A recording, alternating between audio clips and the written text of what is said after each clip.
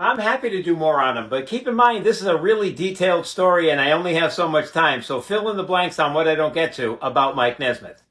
Mike Nesmith, singer, songwriter, novelist, TV star, and producer. As you know, he passed away yesterday at the age of 78. While we're at it, let's add to those credits. Composer, visionary, heartthrob.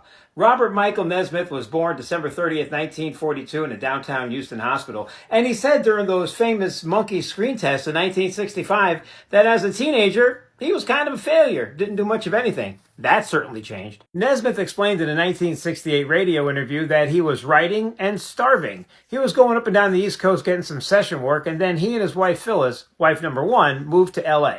Once in LA, Mike managed to get a record deal and put out a bunch of 45s, and he got himself a spot on the Lloyd Thaxton show. This love boy had no beginning. When Mike scored the role on the Monkees, he was the first to know where the music was going and what direction it would be, as he was already writing and producing songs for the show before it even began. As the TV show grew in popularity, you know the story. There was a lot of backlash saying that the Monkees weren't playing their own music. They wanted to play their own music. They weren't allowed to play their own music until that famous meeting, or should I say almost fight, with Don Kirshner. He was in charge of the music for the show and the Monkees, and he wasn't happy with their ability as a group to sing or play their own instruments. But Mike Nesmith, he wanted control. And as a passionate musician, singer, songwriter, you do what anyone would do. You punch a hole in the wall. He did that, and he looked at Kirshner and said, that could have been your head. A few meetings later, Kirshner was out, the Monkees were in, and they were in control of their own music. And they actually started going out on tour, as you know. Let's take a break from business, get to personal for a second. This is Nareed. Although they never married, they did have children together.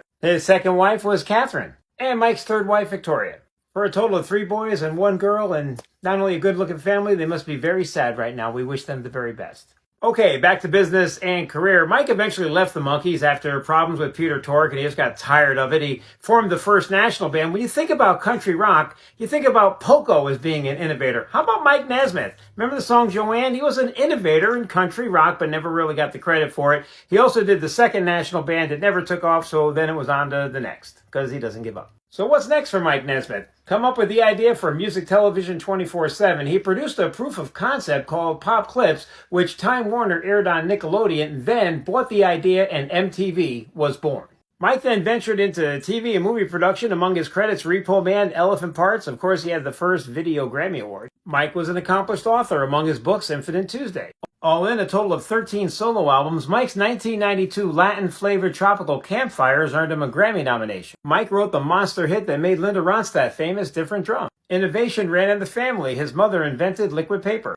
I know you join me when I say, Mike, thank you for the body of work. Rest in peace.